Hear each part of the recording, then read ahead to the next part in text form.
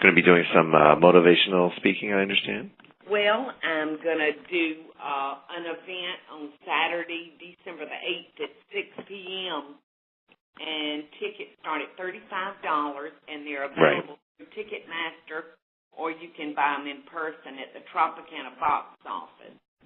And I'm going to be doing a cooking demo.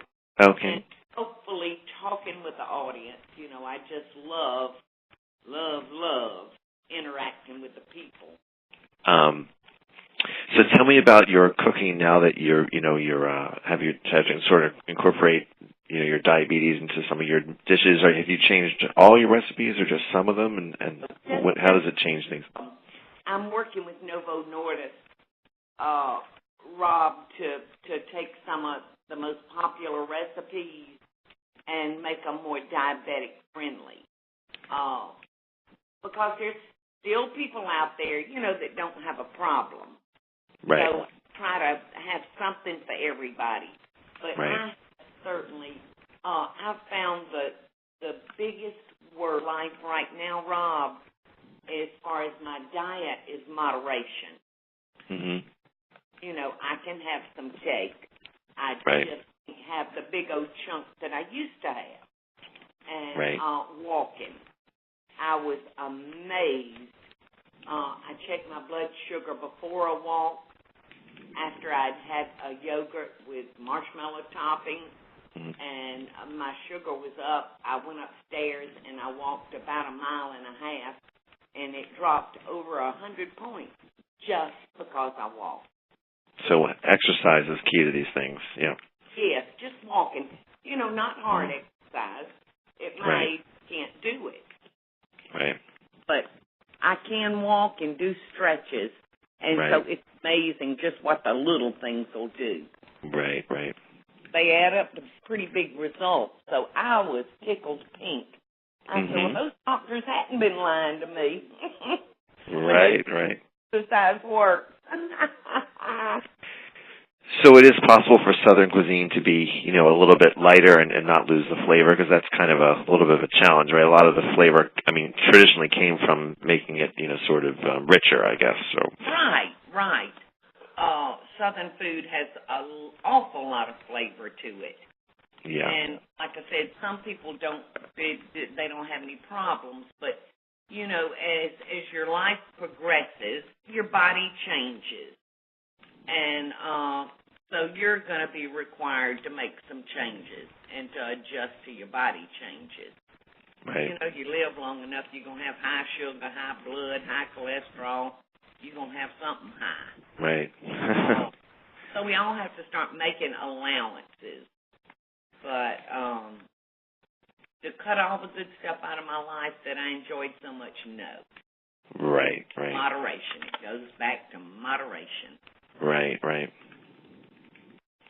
Now, when you first, disclosed that you had diabetes, and that, you're such a popular figure, everybody, so warm, and everybody really enjoys your personality, but there was some critics out there who, were questioning, things about, some of your decisions, and I was wondering how you felt about the reaction around the country. Was it upsetting to you? Do you have a tough skin after all these years, or, how do you sort of deal with the sort of things like this, being in the spotlight with the... It did upset me, Rob, because I knew what was in my heart. I was in denial with my diabetes for a good while.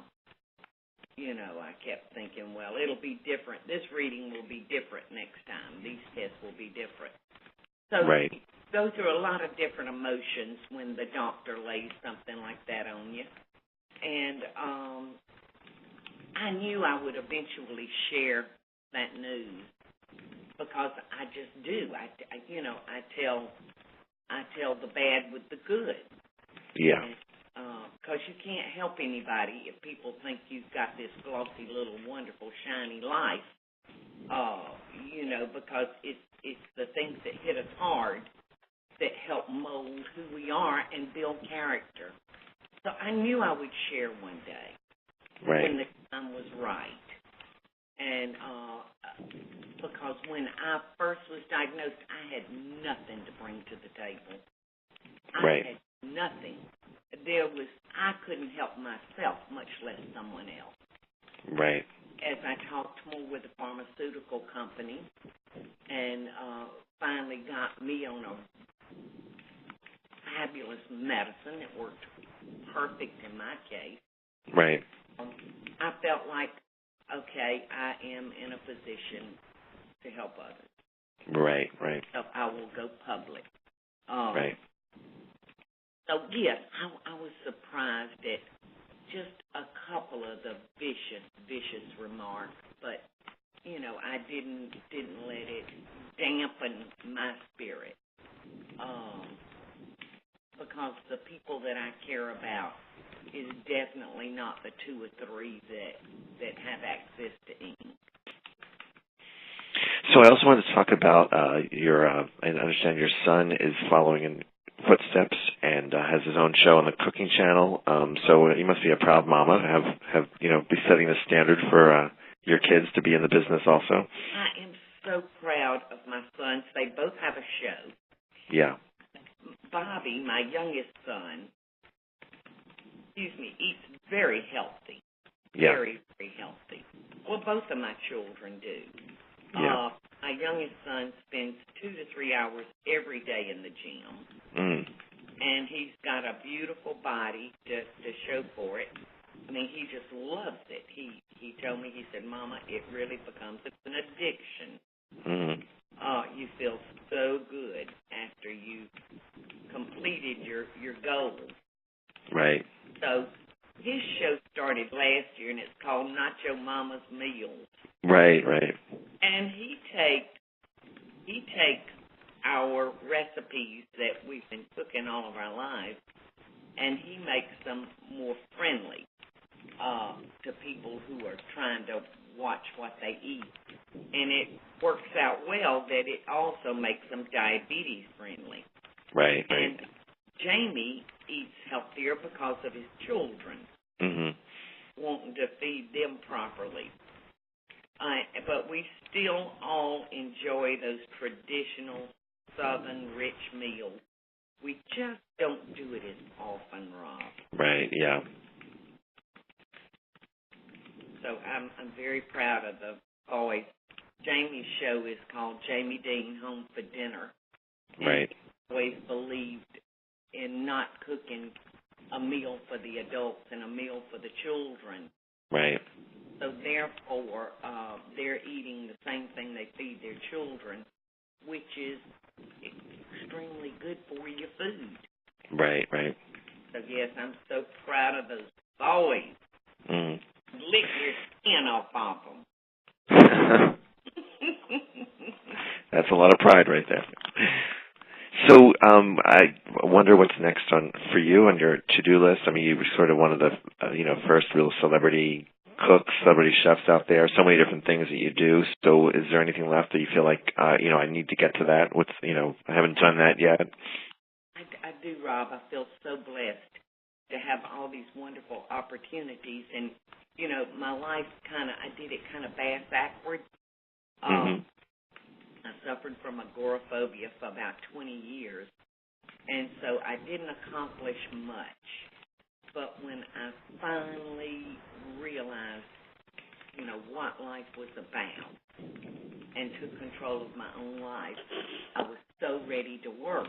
So I hope that God will grant me the help, to work up to the end. Because every day, something new and exciting pops up. And I think the thing that I'm most excited about right now is the Paula Deen Food Company. Right. We are going to be entering the market in the first quarter of the new year. Right.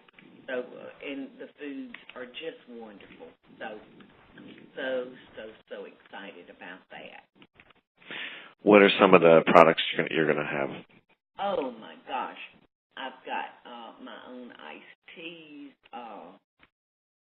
gooey butter cake mixes. I'll have my own cornmeal and hoe cake mixes. I've got all my prepared salads that can be bought in the deli. I've got ham, chicken, salad me products. Sounds like you can just have complete Paula Deen meals then. Yes. And I'm going to be in Philadelphia. Actually, when I come to Atlantic City, I'm going to be in Philadelphia at QVC introducing my sugar-free chocolate that are stinking incredible. That are what? I'm sorry? They're just stinking incredible. We're just introducing it on QVC. I see. It'll be available, hopefully, in drugstores. I'm hoping to get that in Walgreens. Right. And they will be available in grocery stores. You mentioned your agoraphobia in the past. Do you ever get any stage fright these days? Or you're pretty much you're over that. You know, that's behind me, Rob. And the thing that changed my whole life there was the Serenity Prayer. One morning I got out of bed and that Serenity Prayer went through my head. And it's a prayer, that I'd heard all my life. And but this particular morning, it's like it got through my head, what I was supposed to be asking God for. Right.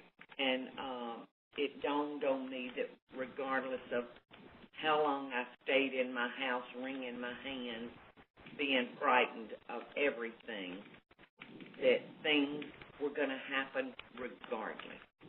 So you can get out and start living. Right. You can stay here and waste your life away. And I chose to get out and start living. Thanks so much, Paul. I appreciate it. Well, Atlantic City is just one of my favorite places in the world. I'm a slut, so I will be as happy as a pig in slop.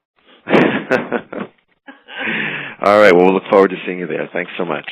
Thank you, Rob. Have a best holiday. Okay, you too. Bye-bye. Take care.